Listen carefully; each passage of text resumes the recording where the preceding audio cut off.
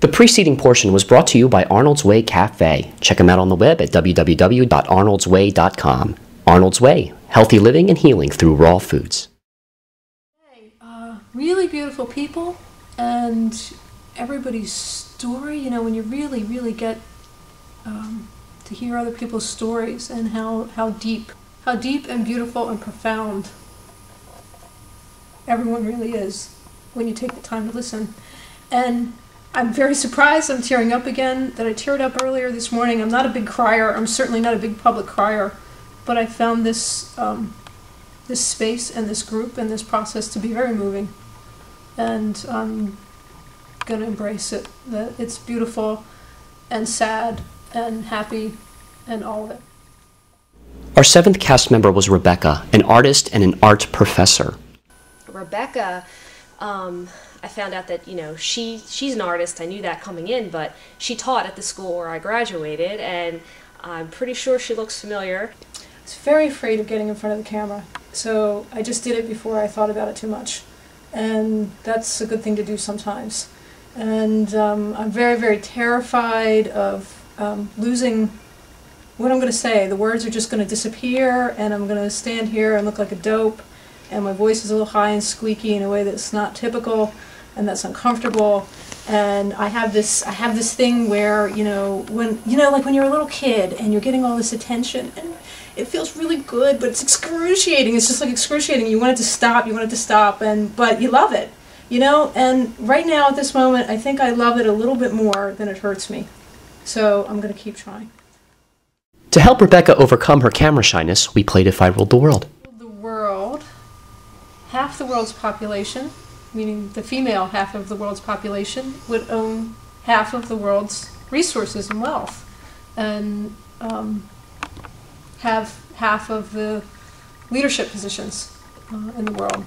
If I ruled the world, artists and teachers and firemen and cops and clergy people would make as much as lawyers. If I ruled the world, I would declare a worldwide 5 minutes of silence. Everybody turns off their lights, turns off their TV, turns off their radio, stops talking for 5 minutes, and have this shared experience. After the frustration from the first day of taping without having a team to shoot, I went back to the Gettysburg area to run my theater camps. At the time, I wasn't sure. I had no idea that the Philadelphia cast was going to work out, so I started shooting a short video featuring teenagers. It was good to get away from the busy life I led in Philadelphia. I always cherished my summers. The kids that I worked with over the summer really appreciated everything we did. It's pretty cool to watch a young person really dedicate themselves to a part in a play. I mean, for a child, when they're pretending to be a great warrior or they're pretending to be a king or a queen, they just believe it. They just have absolute emotional commitment and they believe it.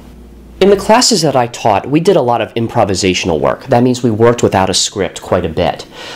We did this for comedic effects. We did this for dramatic effects. And I kind of had an epiphany while I was working with the kids this summer. That epiphany was that I believe there were 9 improv exercises that could get anybody to emotionally commit to something they really wanted out of life. That means universally there were 9 steps to create anything you wanted. There was a lot of power in that. It scared me, but it got me very excited at the same time. And this is what the Destiny 5 show was supposed to be about. We were about to explore the intersection of this metaphysical, some would say airy-fairy idea of the law of attraction, which means what you think about and what you emotionally commit to, you will get. But we were on the intersection because there was another phenomena at work. And that phenomena was the hero's journey, which means the quest that you're ready for is the quest you get. And it's a quest of self-discovery. It's a quest for vision. It's a quest for really understanding who you are and the essence of your own humanity. I contacted my cast in Philadelphia, and I realized I had made a big mistake. 3 of the 4 people that I had called there had already told me they couldn't be there that day. That means in my own haste and in my own desire, I overlooked some things that were very important. I was very glad to hear this, and I was very glad to hear that my cast was still very much excited and committed to this, even though they were a little scared. And I was scared too, because I was coming face to face with my own vulnerabilities. I saw my own flaws. I mean, I know I'm not a great filmmaker. I'm an amateur filmmaker at best. I know that I sometimes can't string two words together in a grammatically correct sentence. I mean, I was very afraid that whoever watches these videos are going to tear me apart. But that is what makes this journey so compelling, because we're all afraid, but we're taking it. We're taking it one step at a time. I decided that when this season was over, when I finished filming the Destiny 5 Philadelphia cast, I was going to bring this idea to teenagers, to different youth groups that could benefit from this. And I realized that this was the pilot, this was the test run, and this was how I was going to create a new career for myself. Something that excited me, something that made me want to get up early in the morning and go to bed late at night. Anyway, these epiphanies made me not worry anymore about being mainstream. I mean, after all, who is mainstream? This was a very compelling project to me personally. It fed my soul. I had to take a step back, and I realized that I was right where I needed to be. I was between the 6th and the 7th step of the screenplay. Well, what do I mean by that? Well, I had just come out of my dark night of the soul in that parking lot when I thought nobody cared and nobody showed up. And here I was having an epiphany. And it re-inspired me. It brought back my confidence. And I had a bigger vision. So I was right where I needed to be. So I took a step back and I retraced all of my steps from the very beginning. I had already made a wish to create a television show. I had already faced my shadow when I tried to create a cast and nobody showed up. My helping hands came through in the form of Morgana and Melody Rose. After that, I still had to be persistent, meeting people face to face, putting ads out on the internet, doing everything I could to assemble a cast. Then the unexpected, or a plot twist, happened. I had an all-female cast, and this was the story I was meant to tell, and not necessarily the story I had originally envisioned. And of course, I already explained how I faced the dark night of the soul in that parking lot when the emotional stakes were raised. And now here I was, taking a brief retreat to understand that I'm putting the puzzle pieces together. I found a new psychological center, and I could continue filming this pilot knowing this. It's within that epiphany that the story can move on to the next step, which was the climax.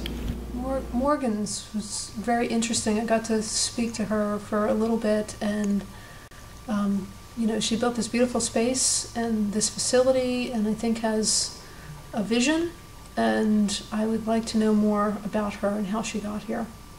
Rebecca showed me a lot of emotion in her audition, and I was very curious to see what her quest would be. My 60-day quest is to take the plethora of artwork that I have already done and find a way to bring it onto the internet and get 10,000 subscribers at $5 a month. Most people, I think, well, most artists that I know find other ways to fund their art. I want to take my art and use that to fund other things. And somehow I'm going to find a way to do that. Like Melody Rose and Ruth, I found Rebecca through the meetup group I had launched a couple months ago. It seemed my persistence and faith was starting to pay off, and I was using my own 9-step program to create this cast. It was time to bring this episode home. We were ready for the real first day of shooting and the climax of this chapter.